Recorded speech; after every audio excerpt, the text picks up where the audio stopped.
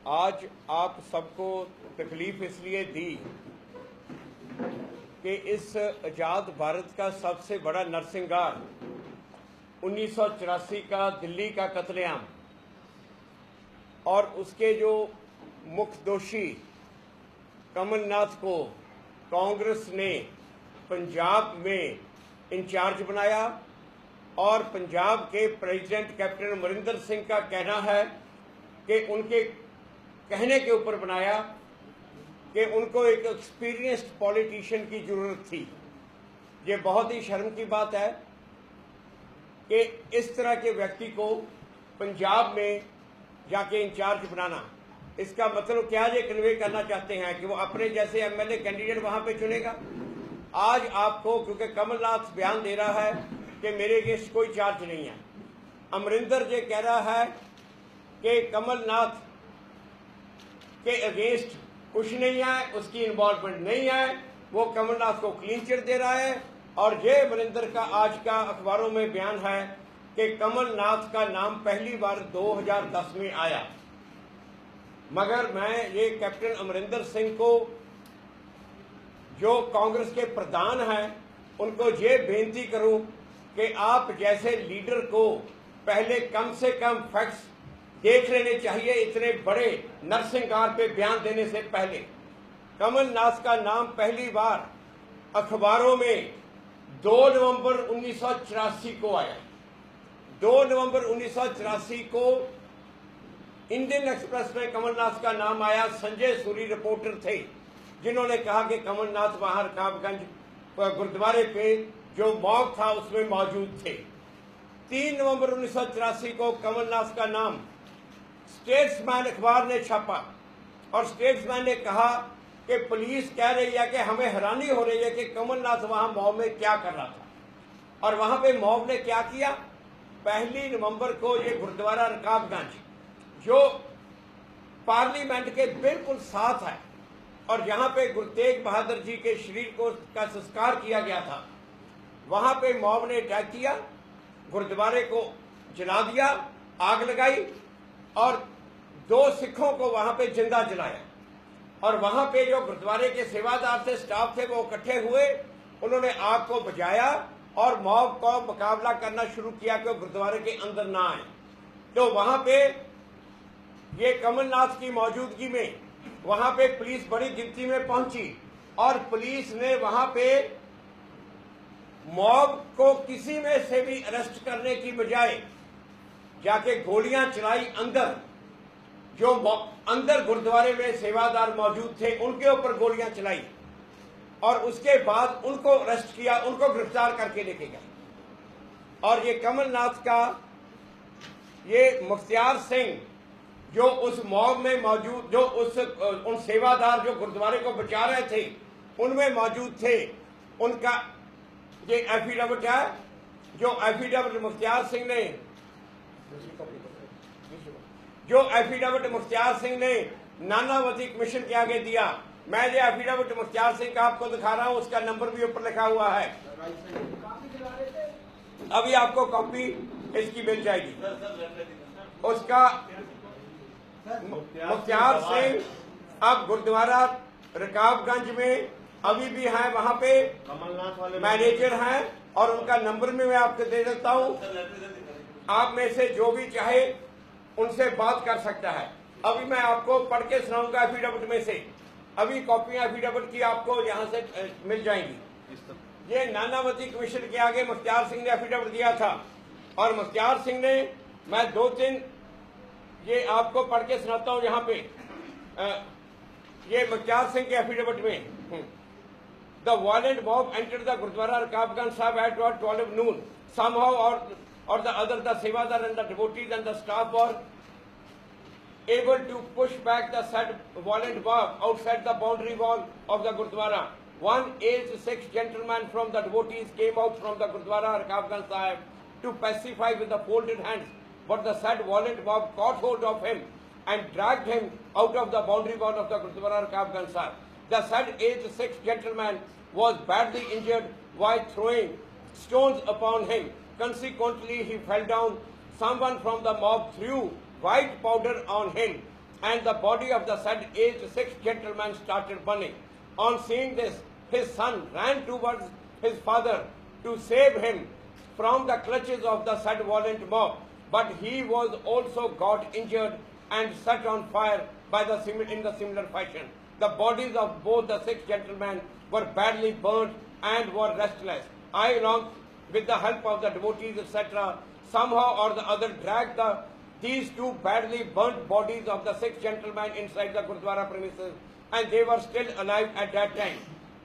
The priest personnel in uniform were watching the incident, did not take them to any hospital or provide them any medical facility to them.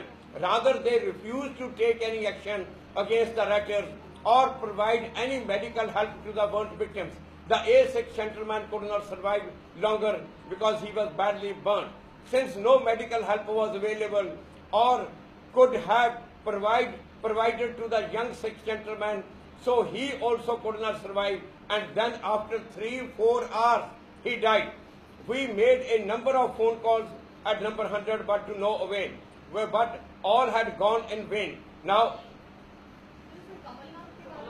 अभी आ रहा हूँ आप देखिए that when the mob further mounted the attack, again attack on the Gurdwara Sahib, one person inside the Gurdwara who had a licensed gun opened the fire from the shots in the air.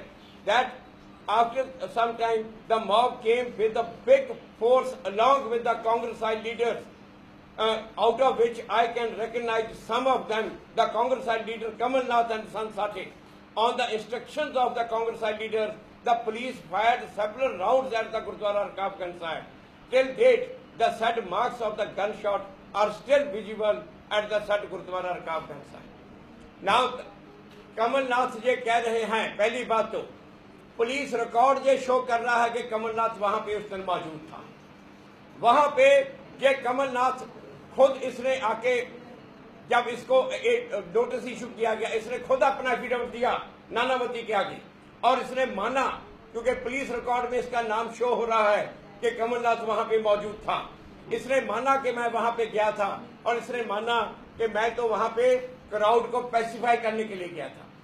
पहली बात तो जब curfew लगा है इसका वहां जाने का मतलब ही क्या हुआ। दूसरी बात, अगर जो वहां पे गुरुद्वारे को बचाने के लिए गया था तो वहां पे जो 2 सिख वो जले हुए तड़प रहे हैं, तो कमलनाथ ने वहां पे क्या किया वहां पे।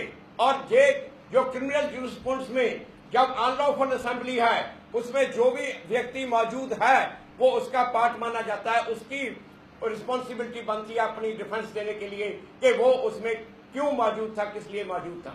कमलनाथ ने अपनी प्रेजेंस वहां पे मानी है। ये कमलनाथ का एफिडेविट मैं आप सबको दूंगा, इसकी कॉपी भी आज आपको मिलेगी। नानावती कमीशन के आगे इसने माना है कि ये वहां पे मौजूद था। कमलनाथ का अपना एफिडेविट है जिसमें कमलनाथ ने माना है कि वो 1 नवंबर 1984 को रकाबगंज पे मौजूद था, मगर उसका कहना है कि मैं तो वहां पे गुरुद्वारे को बचा रहा था, मॉब को पैसिफाई कर रहा था।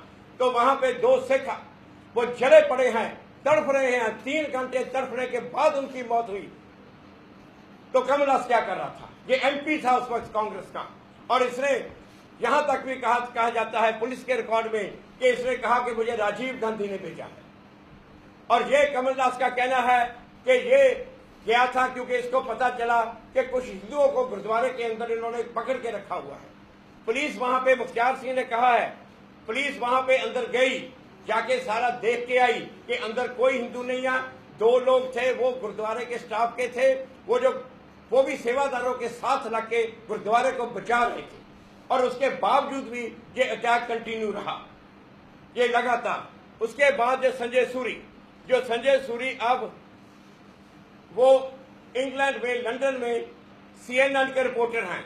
वो उन्होंने पहले 1985 में मिश्रा कमीशन को अपना एफिडेविट दिया कि कमलनाथ वहां पे मौजूद था। वो कहते जब मैं गया ये मॉब इसके कंट्रोल में था, पूरे इसके कंट्रोल में था मॉब, और ये जब कहते थे पीछे चल जाओ, पीछे चले जाता था मॉब। उसके बाद फिर आता था, इसका इशारा समझो, जब ये इशारा करता था पीछे चले जाओ, इसका मतलब इसका हुक्म मान रहा था मॉब वहां पे जो था। तो अगर इसका इतना कंट्रोल था बॉम्ब पे तो उसने वहां पे 2 सिखों को जलने कैसे दिया। ये संजय सूरी नानावती कमीशन के आगे बयान देने के लिए लंदन से आया, इसकी कॉपी भी आज आपको मिलेगी। अब हैरानी की बात यह है कि कांग्रेस ने ये ना के सिर्फ पीड़ितों के जख्मों पे नमक छिड़कना है, ये सारे के सारे पंजाबियों के और सारे देश के वो अमन पसंद लोगों के जो कहते हैं कि इस देश में कानून से ऊपर कोई नहीं। हमारी ये जो लड़ाई है इसलिए है कि इस देश में कानून सबसे ऊपर है और हम ये दिखाना चाहते हैं, प्रूव करना चाहते हैं। अगर ये मैसेज ना गया तो इस देश में कोई सेफ नहीं है। ये 1984 में ये शुरुआत हुई इसकी कि अगर कोई पावरफुल पॉलिटिशियन है तो आप जाके जो मर्जी कानूनी जुर्म कर रहा हो, आपको कोई टच तक नहीं करेगा। यही 1983 से शुरू हुआ, 93 मुंबई में हुआ, 2002 में गुजरात में हुआ और अब उसके बाद जगह जगह पे हो रहा है। हरियाणा में भी जो आपने देखा जाट एजिटेशन में, यही इसी की वजह से। अगर ये हम मैसेज नहीं कन्वे करते लाउड एंड क्लियर, अगर आप कोई जुर्म करोगे, चाहे कोई पावरफुल पॉलिटिशियन आपके पीछे हो, चाहे कोई पुलिस वाला आपके पीछे हो, आपको सजा मिलेगी। जितनी देर ये मैसेज नहीं जाता जहां पे कोई सेफ नहीं है। और आज कांग्रेस का इस तरह के व्यक्ति को पंजाब में जाके अपॉइंट करना, आज अमरिंदर सिंह का इस तरह के व्यक्ति को डिमांड करके पंजाब में अपॉइंट करवाना, ये साफ जाहिर करता है कि कांग्रेस को ना कानून की परवाह है, ना कांग्रेस को ये जो अमन पसंद जो नागरिक हैं देश के उनकी परवाह है। और इनका जो सेकुलर जो फसाद है वो बिल्कुल साफ हो गया कि कोई सेकुलर नहीं है। अंदर से ये अगर देखा जाए तो ये एक गुंडों की पार्टी है।